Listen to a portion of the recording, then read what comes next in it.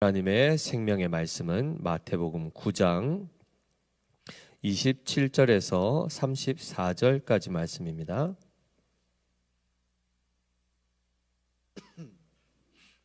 신약성경 14페이지 마태복음 9장 27절에서 34절까지의 말씀, 우리 한 절씩 교독하고 마지막 절은 같이 읽겠습니다. 예수께서 거기에서 떠나가실새 두 맹인이 따라오며 소리질러 이르되 다윗의 자손이여 우리를 불쌍히 여기소서 하더니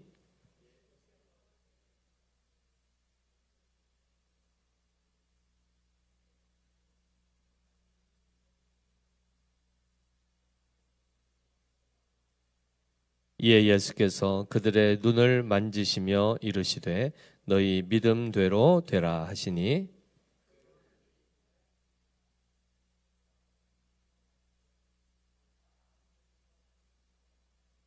그들이 나가서 예수의 소문을 그 온 땅에 퍼뜨리니라.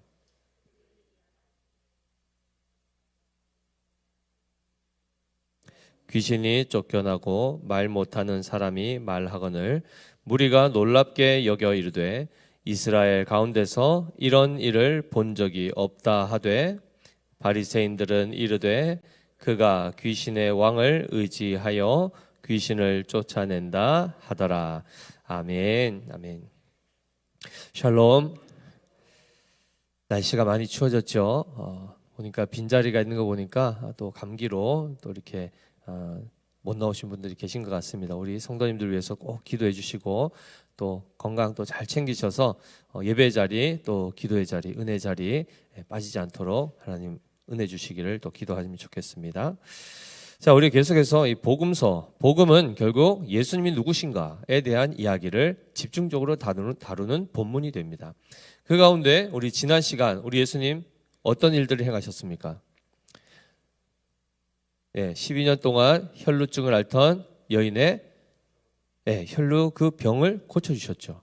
그리고요, 맞습니다. 회당장 야이로의 딸, 처음에는 죽어가던 딸이었지만 실제로는 죽은 그 딸을 살리셨단 말이죠.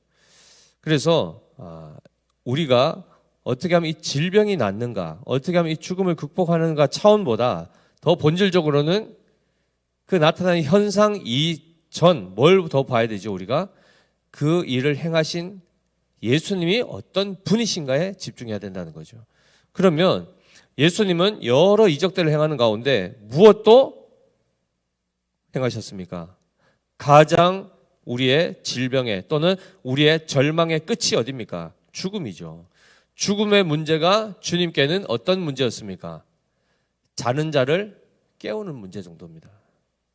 그러니 우리에게 있어서는 가장 심각한 문제가 주님께는 문제가 됩니까? 안 됩니까?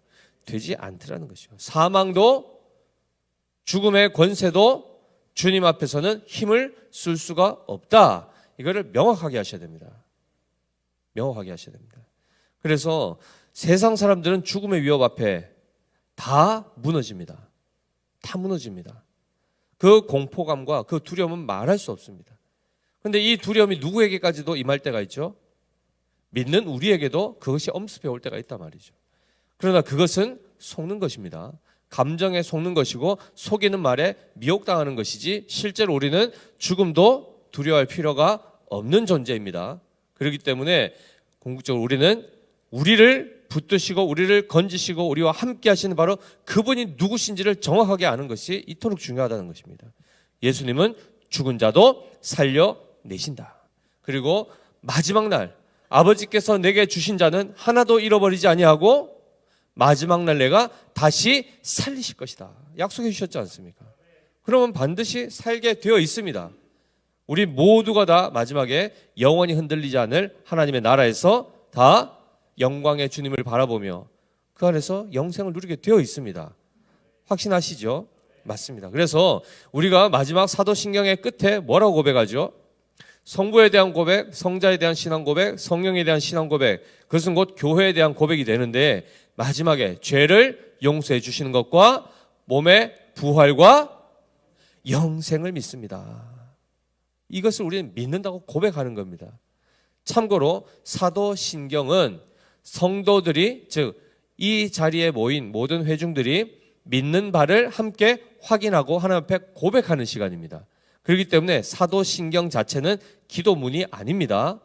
기도문이 아니기 때문에 기도하는 형태로 하는 것은 합당하지는 않습니다. 그런데 외워서 하고 싶어서 이렇게 눈 뜨고 하다 보면은 까먹을 수 있어서 눈 감고는 할 수 있지만 그게 기도라는 차원에서 하시면 안 된다는 것을 일단은 참고로 말씀드리고, 자, 그 가운데 지금 우리 주님은 죽은 자도 살리시는 분임을 나타내 보여주셨습니다. 거기에 이어서 오늘은 두 가지 이적들을 보게 될 텐데, 첫 번째가 어떤 것을 고치십니까?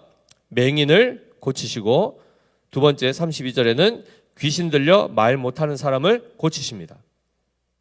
자, 이 두 사건을 우리가 함께 살펴볼 텐데 27절을 보시면 예수께서 거기에서 떠나가실새 두 맹인이 따라오며 소리질러 이르되 다윗의 자손이여 우리를 불쌍히 여기소서 하더니 라고 되어 있습니다. 자, 예수님이 지금 회당장의 딸을 살리고 나서 이제 다시 그 집으로부터 나오셨죠. 그리고 가는 중에 그 길에서 어떻게 했습니까? 두 맹인이 따라오며 소리질러 한 이야기가 뭡니까? 소리질러 이르되 뭐라고요? 다윗의 자손이여 우리를 불쌍히 여기소서, 이렇게 했단 말이죠. 자, 잘 보십시오. 다윗의 자손이라는 이 용어는 굉장히 중요한 용어가 됩니다. 특별히 우리가 마태복음을 시작할 때 1장에 뭐라고 시작했습니까? 기억나십니까? 아브라함과 다윗의 자손 예수 그리스도의 계보라, 이렇게 했단 말이죠. 그러니까 다윗의 혈통적인 후손이구나, 그냥 유다 지파 사람 출신이구나가 아니라 다윗의 자손이라는 이 용어 자체가 뭘 의미하는지를 봐야 되는데, 사무엘하 7장 12절에서 16절 말씀을 우리 잠깐 살펴보겠습니다. 자, 사무엘하 7장 12절에서 16절 같이 읽어보겠습니다. 시작. 내 수한이 차서 내 조상들과 함께 누울 때에 내가 내 몸에서 날 내 씨를 내 뒤에 세워 그의 나라를 견고하게 하리라. 자, 이 말씀은 선지자 나단을 통해서 하나님께서 다윗 왕에게 마지막 다윗 왕에게 언약을 세우시는 그 내용인데, 다윗이 이제 죽게 되면 그 후사가 이어질 것인데, 내 몸에서 날 내 씨를 내 뒤에 세워 뭐라고 한다고요?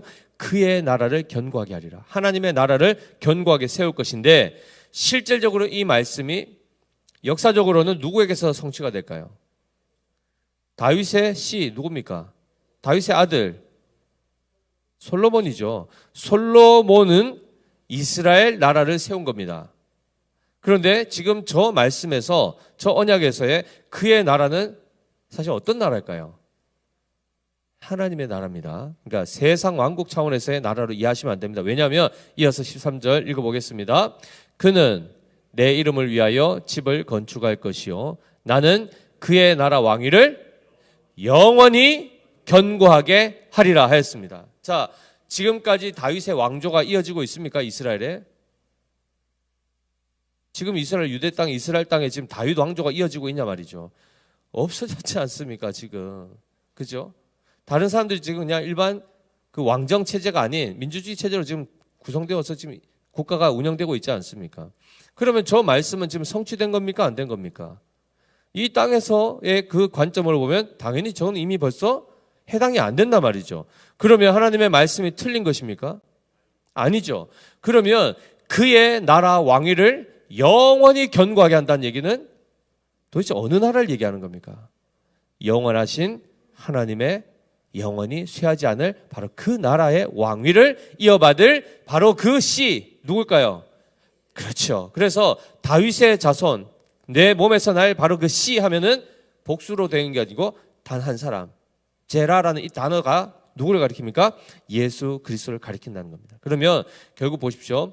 예수님이 오시기 전에는 이 사람들 입장에서 다윗의 자손하면 당장 이스라엘 나라의 왕위를 이어받을 메시아라는 뜻이 됩니다. 하나님 나라를 세울 메시아.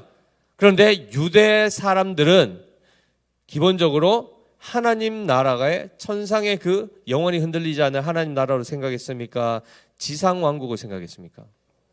그렇죠. 땅의 것을 생각하다 보니까 그들을 구원할 메시아는 어떤 메시아냐면 로마의 모든 압제로부터 자기들을 해방시켜주고, 그리고 또 유대 문헌들에 보면 이 다윗의 자손으로 올 메시아는 치료하는 메시아로도 소개가 되어 있습니다. 그러니 그러한 차원에서 지금 이 두 맹인이 앞을 봅니까 못 봅니까? 못 보는데 지금 예수님이 그들 곁을 지나간다는 얘기를 듣고 따라오면서 어떻게 했죠? 소리질러 뭐라고 얘기합니까? 다윗의 자손이야, 이렇게 했단 말이죠. 그리고 여기서 이어서 긍휼히 여겨달라, 불쌍히 여겨달라는 얘기는 뭡니까? 우리를 치료해 달라는 얘기죠. 그러니 구약에 끊임없이 이 다윗 언약을 성취할 메시아로 오실 바로 그분에 대하여 이들은 소망을 가지고 그가 오면 우리를 치료할 수 있다. 그가 오면 우리를 이 모든 압제로부터 해방시켜 주시고 다시 다윗의 그 영광의 나라를 회복할 것이다. 이렇게 생각했단 말이죠. 그리고 지금 따라오면서 큰 소리를 지르면서 다윗의 자손이여 이렇게 얘기한단 말이에요. 근데 잘 보십시오. 이들은 지금 앞을 봅니까 못 봅니까? 못 보는 상태에서 예수님을 본 적이 있습니까 없습니까? 없단 말입니다. 근데 누군 줄 아냐 말이죠. 본 적도 없는데 어떻게 따라가겠으며, 그렇죠? 그리고 다윗의 자손, 저 사람이 다윗의 자손이라는 걸 일단은 알아야 따라갈 거 아닙니까? 근데 볼 수 없는데 어떻게 그를 따라가겠냐 말이죠. 잘 기억해 보십시오. 이후에 지금 따라가면서 불쌍히 여기달라고 요청했을 때 예수님이 어떻게 반응하는지를 보십시오. 28절 같이 읽습니다. 시작. 예수께서 집에 들어가심에 맹인들이 그에게 나아오거늘 예수께서 이르시되 내가 능히 이 일 할 줄을 믿느냐? 대답하되 주여 그러하오이다 하니. 자, 예수님이 지금 뭐라고 물으셨습니까? 내가 능히 이 일을 할 줄을 믿느냐라고 갑자기 그들의 믿음을 물어보신단 말이죠. 원래 원어에는 어순이 바뀌어 있습니다. 직역하면 네가 믿느냐? 이렇게 먼저 물어보십니다. 그 다음에 이 일을 할 줄을 이렇게 되어 있단 말이죠. 그러면 지금 이 본문에서 강조하는 게 뭡니까?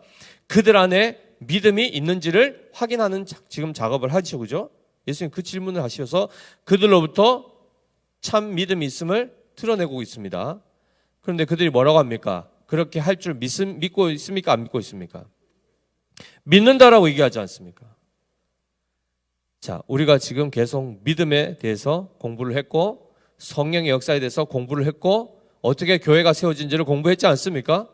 그런 원리를 따지면 자, 지금 이 사람들은 앞은 보지 못하지만 이들은 누구에 대한 이해를 가지고 있습니까? 메시아에 대한 이해를 가지고 있습니다. 그리고 그 메시아는 자기들을 능히 고쳐주실 수 있는 치료의 메시아라는 것을 알고 있고 긍휼을 베풀어 주시는 메시아인 것을 이미 알고 있단 말이죠. 더 나아가서 지금 이 예수 그리스도 누군가에 의해서 소개를 통해서든 아니면 그 손길에 이끌려서든 예수님을 지금 따라가면서 결국 예수님 앞에까지 왔지 않습니까? 그때에 그들 안에 이 질병으로부터 고쳐질 것에 대한 믿음이 있습니까 없습니까? 있단 말이죠. 그러면 이것이 누구로부터 난 겁니까? 이 믿음이 누구로부터 났습니까?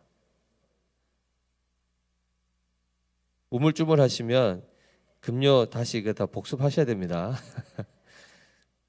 믿음의 역사는 어떤 원리를 통해서 믿음이 들어오죠?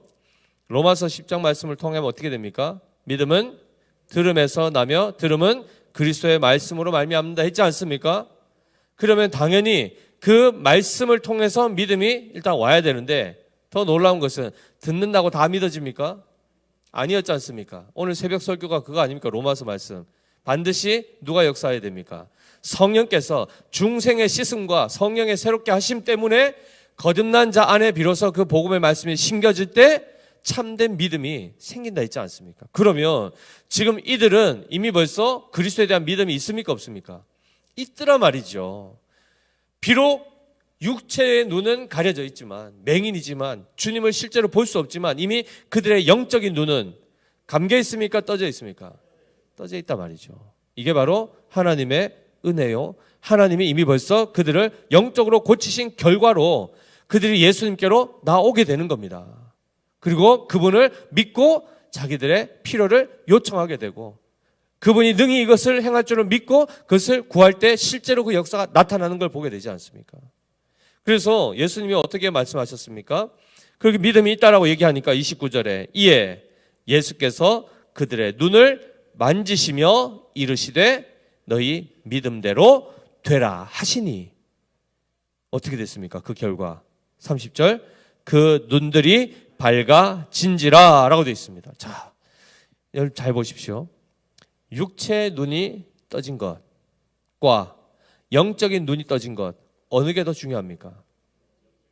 그렇죠. 예를 들면 이 사람들이 만약에 일평생 맹인으로 산다 하여도 그 마음 안에 예수님이 나의 구원자이시오 다윗의 자손이요 하나님 나라의 영원한 왕위를 이어받을 그 메시아라는 것을 마음에 믿으면 구원 받습니까? 못 받습니까? 받죠. 이들도 부활합니까? 안 합니까? 영광의 부활, 영생에 이르는 생명의 부활로 나오게 된단 말이죠. 근데 그 가운데 지금 이들이 그 믿음을 가지고 나갔을 때 뭐도 해결됐습니까? 육체의 문제도 해결이 됐단 말이죠. 그런데 성경에서는 포인트가 어디 있습니까? 그 사람의 눈이 떠졌다는 포인트가 아니죠. 그 사람의 눈을 뜨게 하신 분이 누구냐를 봐야 되는데 중요한 것은 여기서 한번 일단 좀 넘어가겠습니다. 32절에 가니까 이 사건이 지나고 또 누구를 만나죠? 그들이 나갈 때에 귀신 들려 말 못하는 사람을 예수께 데려오니입니다. 데려오니. 그가 직접 나간 것이 아니라 데려왔죠. 그때 어떻게 되었습니까? 귀신이 쫓겨나고 말 못하는 사람이 말하거늘 이렇게 되어 있습니다. 자, 여기서는 예수님이 질문한 게 나옵니까? 안 나옵니까? 없죠. 어떻게 고쳤다라는 말이 있습니까? 없습니까? 없습니다. 그냥 데려왔더니 그냥 귀신 다 쫓겨났고 말 못하던 자가 말을 하게 되었다. 이렇게 바로 결론으로 넘어가죠. 그러니까 그런 과정들이 지금 다 생략되어 있습니다. 우리는 관심이 어디 있습니까? 어떻게 하면 고침을 받을까? 그 방법론을 자꾸 우리는 성경에서 자꾸 추론하려고 그러죠. 근데 보니까 눈을 낫게 하는 것도 다양한 방식이에요. 어떨 때는 어떻게 하십니까? 오늘은 눈을 만지셨다라고 돼 있고 어떨 때는요. 진흙을 이겨서 침을 뱉어가지고 진흙을 해서 눈에 붙이고 씻으라 그랬고 어떨 때는 말씀으로 그냥 낫게 하시고 다양한 방법론이 있죠. 결과는 어땠습니까? 똑같이 눈이 밝아지는 겁니다. 그러니 이 방법론을 자꾸 연구해서 되겠습니까? 본질이 뭡니까? 그리스도가 누구신지를 예수님이 누구신지를 알면 그분께서 그에게 가장 적합한 방식으로 고치신다는 것이 핵심입니다. 그러니 우리의 관심은 그 질병 자체에 있는 것이 아니고 그를 고치신 분이 누구신지를 봐야 되는데 문제는 오늘 앞을 볼 수 없는 자와 말을 하지 못한 자에 대한 얘기가 나옵니다. 그런데 이 귀신이 쫓겨나고 말 못하는 사람이 말하게 되었을 때에 그 장면을 본 사람들이 어떻게 반응했습니까? 무리가 놀랍게 여겨 이르되 그 다음에 뭐라고 하죠? 33절 이스라엘 가운데서 이런 일을 본 적이 없다 하되 이렇게 되어 있습니다.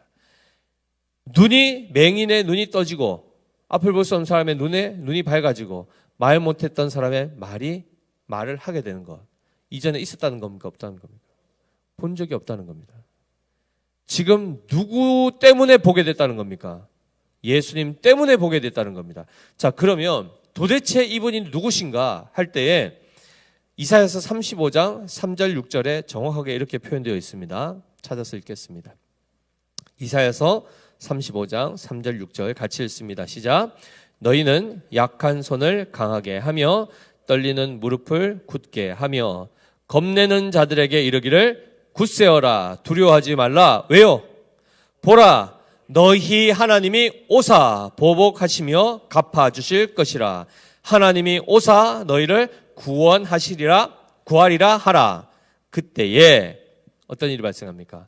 맹인의 눈이 밝을 것이며 못 듣는 사람의 귀가 열릴 것이며 그때에 저는 자는 사슴같이 뛸 것이며 말 못하는 자의 혀는 노래하리니 이는 광야에서 물이 솟겠고 사막에서 시내가 흐를 것임이라 라고 되어 있습니다. 자, 맹인의 눈이 밝을 것이고 못 듣는 사람의 귀가 열리고 그 다음에 저는 자는 산성같이 뛸 것이며 말 못하는 자의 혀는 노래하리니인데 언제 그렇답니까?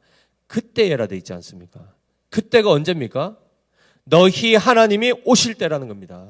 너희 하나님이 오실 때. 그러면 결과적으로 맹인의 눈이 떠지고 귀머거리에 귀가 열리고 말 못하는 사람의 말하고 안진뱅이가 다리를 저렸던 사람이 그 안진뱅이가 일어났다, 걸었다. 그러면 이 사건은 뭘 얘기하는 겁니까? 하나님이 오셨다는 얘기를 하는 겁니다. 하나님이 오셨다. 그것을 일으키시고 그렇게 회복하시는 분이 바로 너희 하나님이시다라는 얘기인데 그걸 지금 누가 행하고 있습니까? 예수님이 하고 있더란 말이죠. 그러니 결국 마태복음을 통하여 끊임없이 알려주고 하는 게 뭡니까? 구약에 그 이사야에서 예언되었던 바로 그 메시아 다윗의 자손이 곧 너희의 하나님이실진데 그분이 오시면 나타날 일이 지금 예수님을 통해서 나타나고 있으니 바로 그 예수가 너희 하나님이다 이 얘기를 하는 겁니다. 아멘이시죠?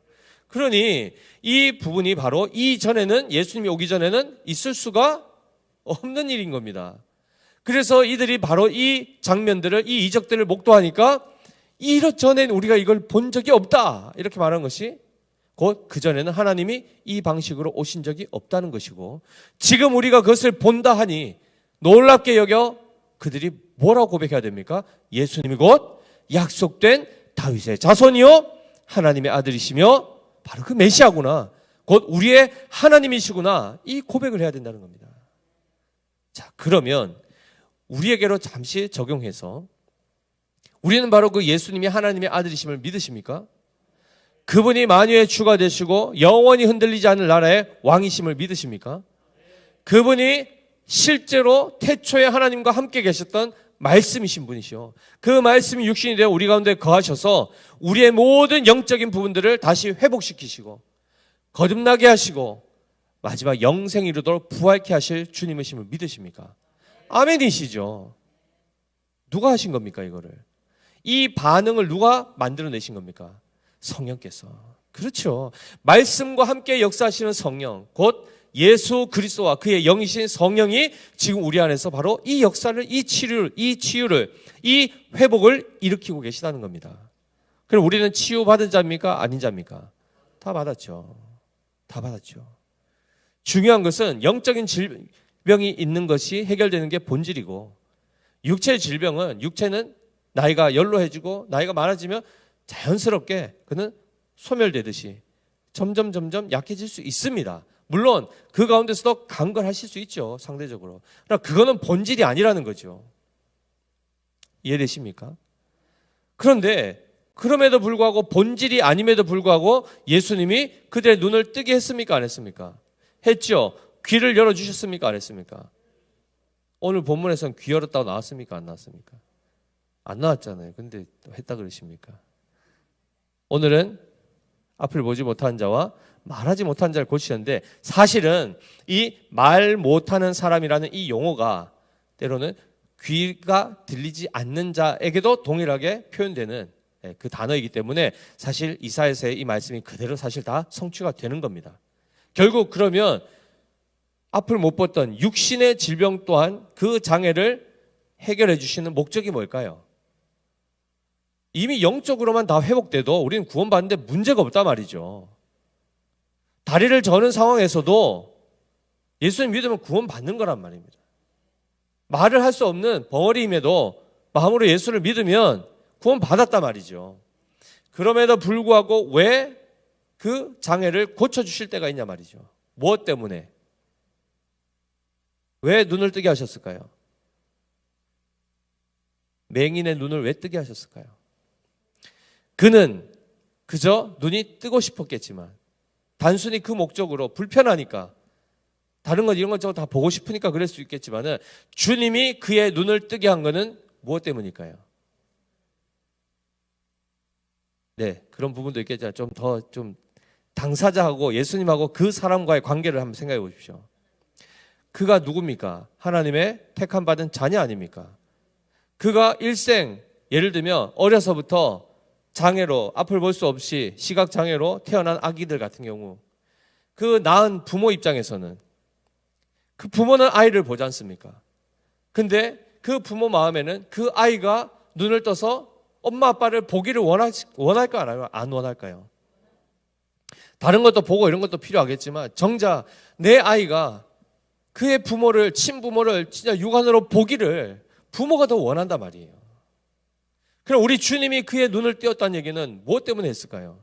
그 주님을 생생하게 눈으로 보기를 원해서 그의 눈을 뜨게 한 겁니다. 그러니 그걸 가지고, 그 눈을 가지고 음란한 시선으로 다른 것들을 쳐다보고 이런 거 하라고 눈을 뜨게 한 게 아니라 거룩하신 바로 그의 왕 대신 그 주님을 보도록 하기 위해서 그 눈을 뜨게 하신 겁니다. 그러니까 이 목적을, 하나님이 우리를 구원하신 목적, 우리를 씻으신 목적, 우리의 모든 기관들을 회복시키신 목적을 제대로 이해하지 못하면 우리는 고침받고 나서 뭐 하죠? 하나님을 근심케 하는 일을 하는 겁니다. 죄악된 길로 더 달려가는 겁니다. 그러니 고침을 받는 목적조차도 내가 눈을 들어 주님을 보기를 원합니다. 내가 주의 음성을 듣기를 원합니다. 하는 차원에서 나의 귀를, 나의 듣지 못함을 고쳐주시고 나의 보지 못함을 해결해 주십시오. 이렇게 기도하는 것이 합당하지 않겠습니까? 그 기도면 하나님이 응답하실까요? 안 하실까요? 하실 것도 남죠. 그래서 잘 보십시오. 고린도전서 13장 12절에 어떻게 되어 있는지 한번 보겠습니다. 고린도전서 13장 12절 같이 읽습니다. 시작. 우리가 지금은 거울로 보는 것 같이 희미하나 그때에는 얼굴과 얼굴을 대하여 볼 것이요. 지금은 내가 부분적으로 아나 그때에는 주께서 나를 아시는 것 같이 내가 온전히 알리라 라고 되어 있습니다. 자, 그때가 여기서는 언제입니까? 그때는 얼굴과 얼굴을 대하여 뭐 한다고요? 볼 것이요 했지 않습니까? 이때는 최종적으로 구원이 완성되는 우리 주님 다시 오시는 그날이겠죠. 그런데 그 차원에서도 결국 주님은 뭘 원하십니까? 성도들의 시선이 우리 주님의 시선과 가까이 마주하며 서로 보기를 원하신다는 겁니다. 우리가 주를 보기를 원하시고 주님은 우리를 보기를 원하신다는 겁니다. 그러니 눈이 감긴 상태에서 어떻게 보겠습니까? 그래서 주님이 주님을 보라고 눈을 열어주시는 것이고 가까이 왜 이끌겠습니까? 가까이서 보기를 원해서 우리를 주님의 가장 친밀한 곳으로 인도하신다는 겁니다. 자, 그러면 말은요, 귀는요 마찬가지죠. 주의 음성을 듣기를 원하는 겁니다. 그의 사랑의 음성을 듣기를 원하는 겁니다. 입은요, 입은 우리의 입의 용도는요 하나님을 찬양하고 또요 하나님의 복음을 전하고 또 하나님께 우리의 마음을 표하고 기도하기도 하고 대화하고 여러 이 다양한 용도를 통해서 하나님을 기쁘시게 하고 하는 목적으로 하나님이 모든 기관을 지어주셨단 말이죠. 그리고 그 망가진 기능들을 회복시키심으로 그것을 하도록 고쳐주시는 겁니다. 아멘이시죠? 그래서 정말 그런가? 자, 보십시오. 앞을 보지 못했던 사람이 이제 보았지 않습니까? 예수님 봤을까요? 안 봤을까요? 바로 자기를 고쳐준 그 예수님을 생생하게 눈으로 보는 겁니다. 그리고 나서 예수님이 그들에게 뭐라고 하시죠? 30절 같이 한번 읽어볼까요? 다시. 그 눈들이 밝아진지라 예수께서 엄히 경고하사 삼가 아무에게도 알리지 말라 하셨으나 라고 되어 있습니다. 예수님 뭐라고 합니까? 알리지 말라고 어떻게 말씀하셨다고요? 엄히 경고하셨다는 거예요. 엄청 진지하게 엄중하게 절대 이야기하면 안 된다 이렇게 했단 말이죠. 비밀로 해라 이런 말입니다. 왜 그러셨을까요? 숨길 일입니까? 이 병이 낫고 얼마나 너무 놀라운 이적입니까? 근데 하지 말라고 하셨죠. 1차적으로 이제 메시아 시크릿이라는 이제 이런 개념들이 특히 마가복음에 많이 나옵니다. 예수님이 어떤 일을 행하시고 나서 이적을 행하시거나 어떤 뜻을 밝히시고 난 다음에 그것을 알리지 말라 할 때가 되게 많이 나와요. 물론 전파하고 전해야 되는 것도 많이 나오는데 메시아 시크릿 어떤 부분들은 공개하지 못하도록 하는 것들이 많습니다. 그래서 사실 오늘 이 맹인들을 고칠 때도 어디서 고치셨습니까? 길에서 안 고치십니다.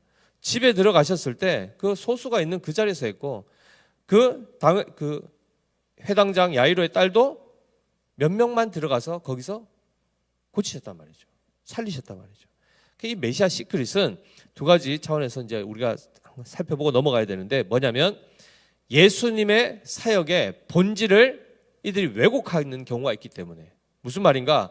예수님은 지금 십자가를 지심으로 우리의 근본적인 영적인 죄를 해결하시는 것에 포인트를 두고 지금 사역을 하시는데 사람들은 자꾸 떡 먹은 거, 눈병 난 거, 눈 난 거 자꾸 이런 질병과 이런 이적에만 혈안이 되어서 예수님 자체를 목적으로 해서 오는 게 아니고 그냥 의사처럼 의사를 만나서 병 고치는 차원에서 자꾸 온단 말이죠.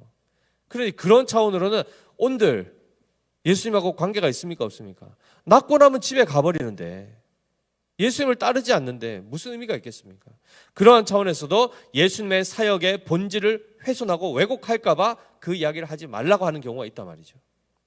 그리고 아직 아버지의 때가 되지 않았기 때문에 그 때가 너무 당겨지는 그 차원에서도 그것을 막는 차원에서 공개하지 못하도록 하는 경우도 있었습니다. 자, 그런데 오늘 포인트는 그 포인트가 아닙니다. 뭐라고 했죠? 삼가 아무에게도 알리지 말라 하였으나 그 다음에요. 31절 그들이 나가서 예수의 소문을 그 온 땅에 퍼뜨리니라 라고 되어 있습니다. 이 문맥에서 흐름을 보시죠. 예수님 절대 하지 말라 했는데도 이들이 어떻게 했습니까? 기어코 합니다. 뭐를요? 소문을 낸단 말이죠. 그러니까 이 본문은 예수님의 말씀에 이들이 불순종했더라. 이게 포인트가 아니죠. 뭡니까? 아무리 하지 말라, 주님이 하지 말라 해도 그들이 입을 열어서 이 소문을 내더라는 거죠. 뭘요? 예수님이 고치신다. 예수님이 다윗의 자손이다. 이걸 막 한마디로 복음을 막 전하는 겁니다. 하지 말라 해도. 이 말이 곧 뭡니까? 예레미야가 느꼈던 그 심정인데요. 예레미야 20장 8절 9절 한번 우리가 살펴보겠습니다. 같이 읽습니다. 시작. 내가 말할 때마다 외치며 파멸과 멸망을 선포함으로 여호와의 말씀으로 말미암아 내가 종일토록 치욕과 모욕거리가 됨이니이다. 내가 다시는 여호와를 선포하지 아니하며 그의 이름으로 말하지 아니하리라 하면 나의 마음이 불붙는 것 같아서 골수에 사무치니 답답하여 견딜 수 없나이다. 이해되십니까? 복음 하나님 말씀 전하라 했더니 다 그 사람들 듣기에 다 거슬리는 얘기 하니까 유대인들이 어떻게 했습니까? 예레미야 입을 칩니다. 구덩이에 던집니다. 한마디로 복음 못 전하게 하는 거죠. 선지자인데 선지자 역할을 못하게 막 하는 겁니다. 그러니까 전할 때마다 너무 박해를 받고 핍박을 받으니까 안 하고 싶은 겁니다. 예레미야도. 근데 어떻게 했다고요? 다시는 내가 하는가 보라 하면서 내가 다시는 여호와를 선포하지 아니하며 그의 이름으로 말하지 아니하겠다라고 결단을 딱 하면 마음속에서 어떤 일이 발생합니까? 불붙는 것 같은 말을 안 할 수가 없는 상태가 막 되는 겁니다. 그게 막 골수에 사무치니까 막 안 하고 싶은데 막 속에선 터져 나오니까 막 답답해 견딜 수 없다는 겁니다. 그러니까 결국 어떻게 됐을까요? 예레미야가. 예레미야 지금 20장 8절 9절 아닙니까? 예레미야가 50몇 장인데 52장까지 있지 않습니까? 아직 전반전도 안 끝났는데 벌써 이랬는데 나중에 그럼 뒤에 다 뭐 했다는 겁니까? 안 할라 했는데 한 30장 더 한 겁니다. 하지 말라고 해도 정말 하기 싫다 해도 터져 나오는 게 뭐라고요? 복음 선포. 본 자는 경험한 자는 전하게 되어 있다는 것입니다. 그래서 실제로 이 맹인들이 눈을 뜨게 됐을 때 이가 바로 다윗의 자손이요 우리의 하나님이시다 라고 증거한 것이고 그리고 말 못하는 자들이 말하게 된 그 모든 것도 마찬가지 그들이 이것을 보고 나서 놀랍게 여기며 이스라엘 가운데서 이런 일을 본 적이 없다 이렇게 했다는 거죠. 그러니까 곧 바로 그분이 메시아시다.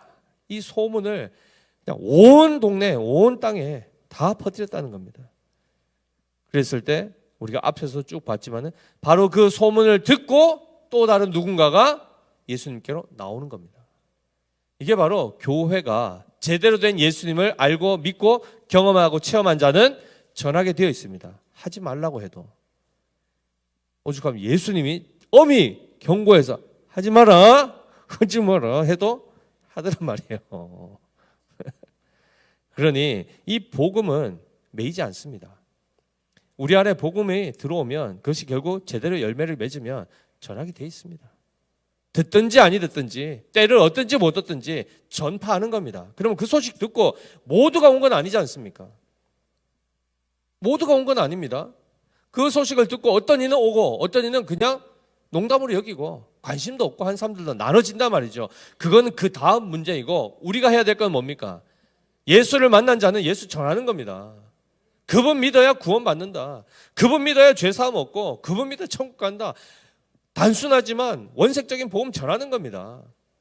그리고 그들이 거기에 대해 더 관심을 가지고 더 질문하면 온유한 심령으로 싸우지 마시고 온유한 심령으로 차근차근 또 설명도 하고 그리고 가운데도 항상 뭘 의지해야 된다 했죠? 제가 성령을 의지하라 했죠.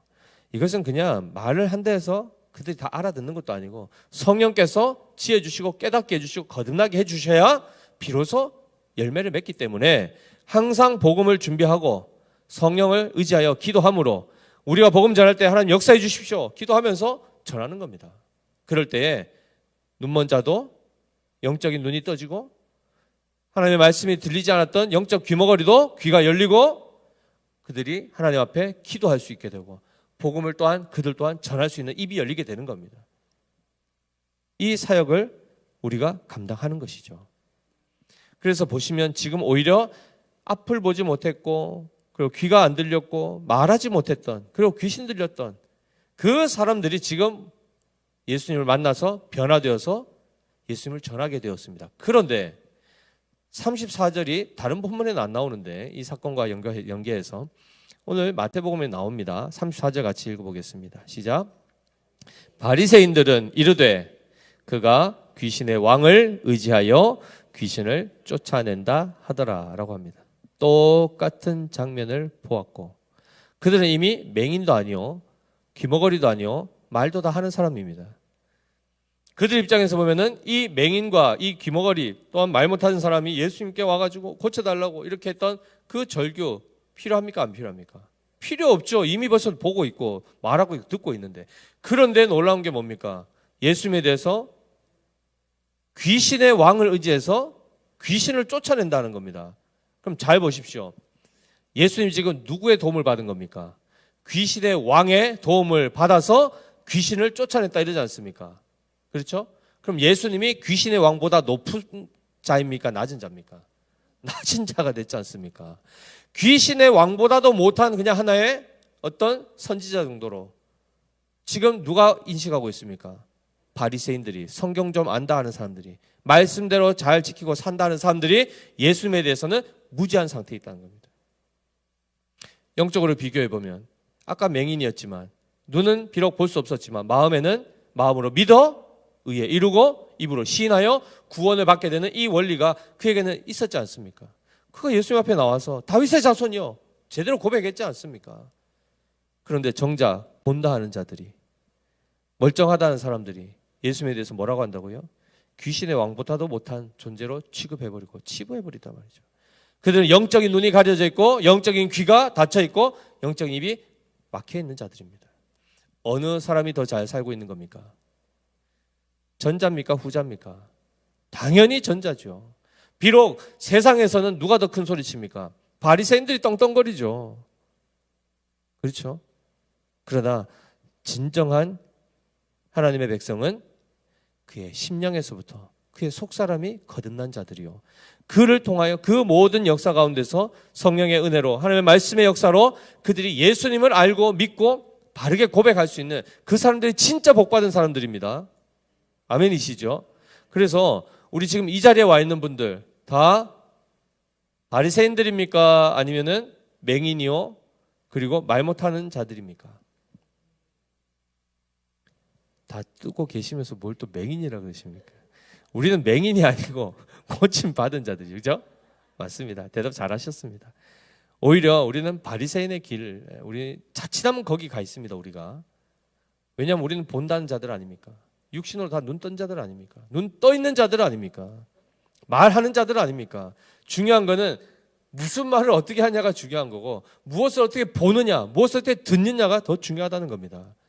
우리가 들을 때는 그리스도의 말씀을 듣는 것이요, 보는 것은 바로 그 살아계신 주님을 보는 것이요, 말은요 그 주님께 기도하는 것이고 그 주님을 찬송하고 그 주의 말씀을 전하는 겁니다.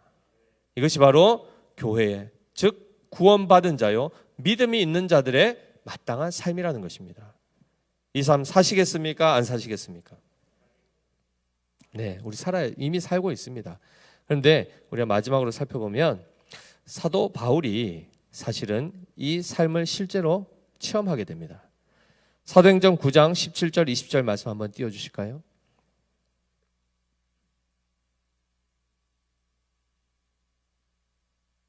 사도행전 9장 17절 20절 말씀 천천히 읽어보겠습니다. 시작. 아나니아가 떠나 그 집에 들어가서 그에게 안수하여 이르되 형제 사울아, 주 곧 내가 오는 길에서 나타나셨던 예수께서 나를 보내어 너로 다시 보게 하시고 성령으로 충만하게 하신다 하니 즉시 사울의 눈에서 비늘 같은 것이 벗어져 다시 보게 된지라. 일어나 세례를 받고 음식을 먹음에 강건하여 지니라. 사울이 다메섹에 있는 제자들과 함께 며칠 있을새 즉시로 각 회당에서 예수가 하나님의 아들이심을 전파하니. 사도 바울 눈 뜨고 있었습니다. 그리고 눈 뜨고 뭐 했습니까?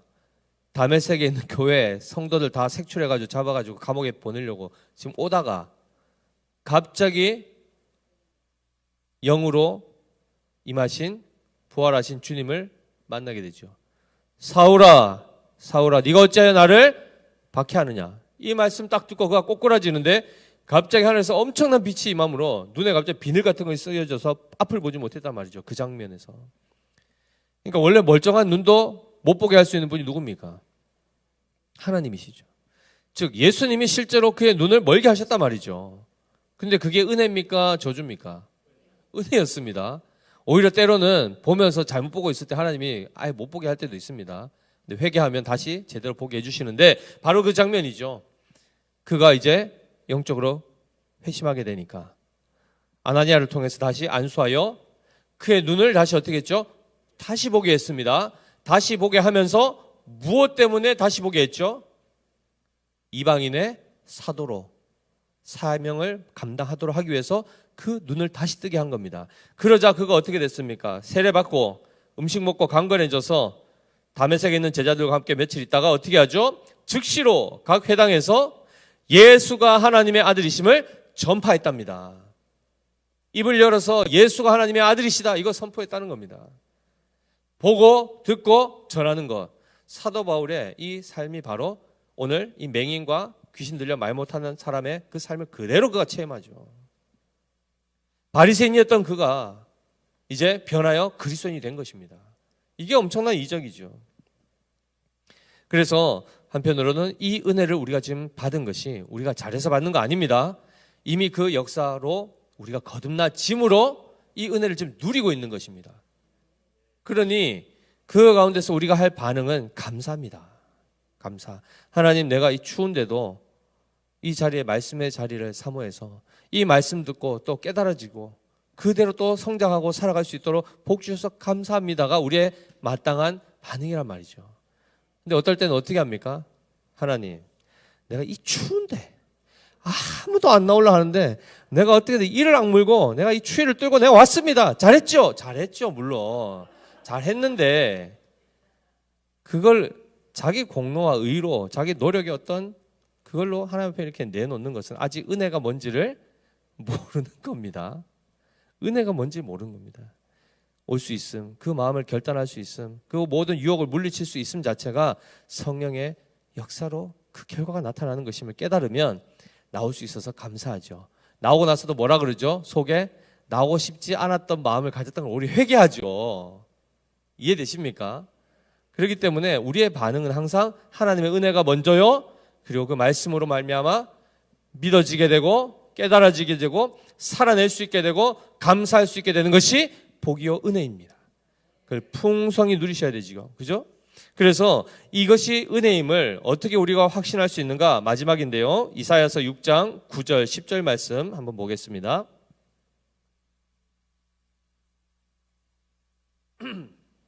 이사야서 6장 9절 10절 천천히 읽습니다. 시작.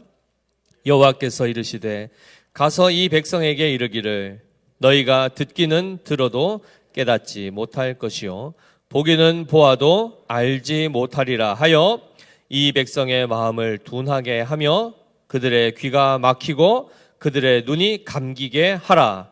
염려하건대 그들이 눈으로 보고 귀로 듣고 마음으로 깨닫고 다시 돌아와 고침을 받을까 하노라 하시기로. 엄청난 징계의 말씀입니다. 보지 못하게 하고 듣지 못하게 하고 말하지 못하게 하라. 하나님이 이스라엘 백성, 패역한 이스라엘 백성에게 내린 징계요. 더 넘어가서는 하나님이 택하지 않으신, 은혜 베풀지 않으시는 자들의 최후의 상태입니다. 즉 하나님이 싫어서 떠난 자들, 자기 의 따라 자기 마음대로 살아가는 사람들의 결국 하나님의 내버려 두심으로 그들이 고침받고 돌이키지 못하게 되는 이 역사가 나타날 수 있는 겁니다. 사실은 이미 벌써 이 진노가, 심판이 이미 시작되었단 말이죠. 주님께로 지금 나오지 아니하고 그 저주 가운데서 끊임없이 괜찮은 줄 알고 살아간 사람들이 부지기수입니다. 그런데 그 가운데서 우리도 전에 그들처럼 그렇게 살았는 거기서 지금 우리 이 자리에 와 있단 말이죠. 이게 어떻게 되는 겁니까? 하나님께서 눈을 뜨게 하시고 귀가 들리게 하시고 말할 수 있게 하심으로 이 자리에 온 것입니다. 한마디로 하나님의 그 징계가 거둬졌기 때문에 우리가 지금 이 자리에 온 것입니다. 이거 설명할 수 있습니까? 왜 하나님이 그렇게 하셨는지? 내가 무슨 철야에서 이거 이렇게 해주신 겁니까? 아닙니다.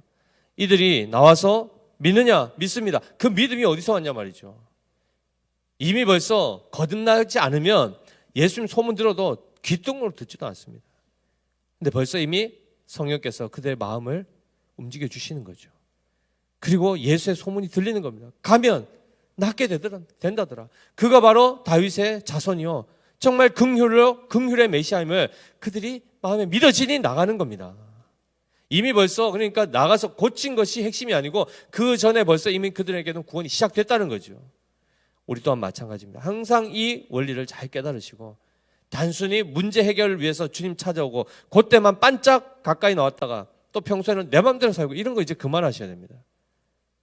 항상 주님과 함께함을, 그리고 그분이 정말 나의 왕 되시고 주님 되심을 늘 일상 가운데서 고백하고 그 주님과 진정으로 동행하는 가운데 하나님의 돌보심과 회복하심을 넘어서서 온전케 하시는 그 은혜를 우리가 풍성히 누려야 되지 않겠습니까? 우리 믿음에게 모든 성도들이 바로 그 믿음의 자리로, 그 은혜의 자리로 풍성히 나아가시기를 예수님으로 축복합니다. 기도하겠습니다. 하나님 아버지,